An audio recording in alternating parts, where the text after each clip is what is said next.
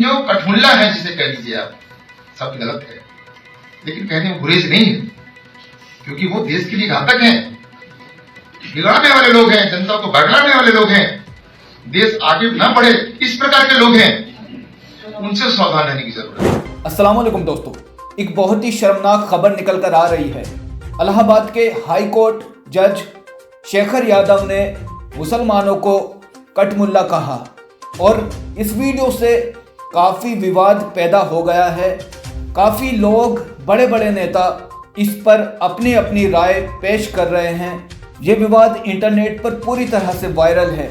मैं आपको सबकी राय दिखाने वाला हूँ, किसने शेखर यादव के इस कठमुल्ला वाले बयान पर आपत्ति जताई है और किसने क्या कुछ कहा है।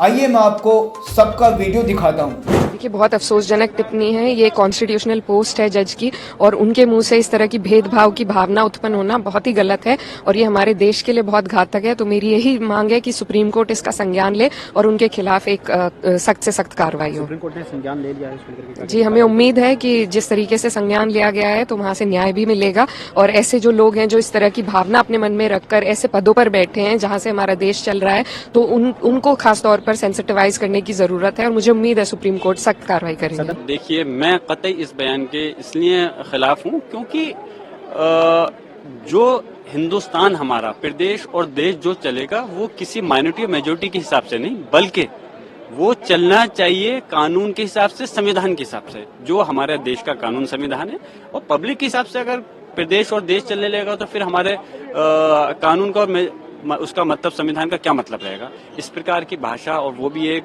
हाईकोर्ट के माननीय जज द्वारा की गई है। हमें अफसोस है कि इस प्रकार के कार्यक्रम में भी उनको शिरकत नहीं करनी चाहिए, क्योंकि हमारा प्रदेश और देश की जनता जो है जुडिशरी पे बहुत यकीन और विश्वास करती है। अगर वहां से आएगा तो कहीं न कहीं उनके विश्वास पे चोट पहुंचेगी। इस बात को ध्यान में रखते हुए उनके जो बयान है, तो अगर मैं सोचता हूं कि अगर ये जज प्रमोट होकर सुप्रीम कोर्ट चले गए तो देश का कितना बड़ा नुकसान जो है, जिस तरह की भावनाएं उनकी है, जिस तरह का जो है निष्पक्षता उनके अंदर नहीं है, तो कितना बड़ा नुकसान कर सकते हैं। तो सिर्फ सर्वोच्च न्यायालय को संज्ञान ही लेना चाहिए, इनकी सेवाएं समाप्त करनी चाहिए।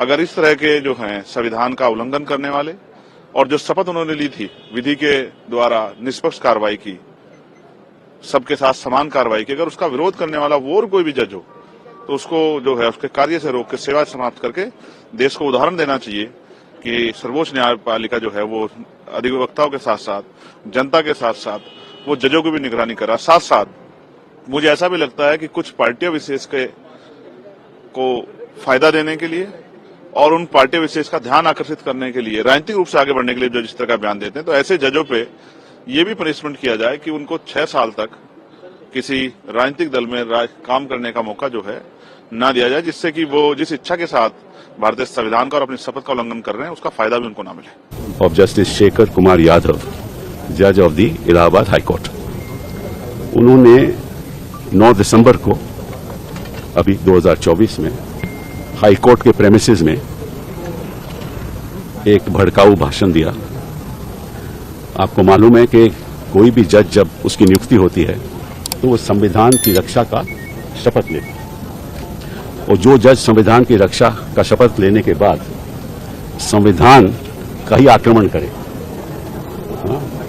और उस शपथ को नजरअंदाज कर दे, तो हमारा मानना है कि उस जज को उस पद पे बैठने की इजाजत नहीं होनी चाहिए। तो मेरे दोस्तों, आप लोगों ने देख लिया होगा इलाहाबाद के हाई कोर्ट जज शेखर यादव के इस विवादित बयान को लेकर किस तरह से बड़े बड़े नेता अपनी अपनी बातें रख रहे हैं। आप लोगों का शेखर यादव के इस बयान को लेकर क्या कहना है, मुझे कमेंट कर जरूर बताएं।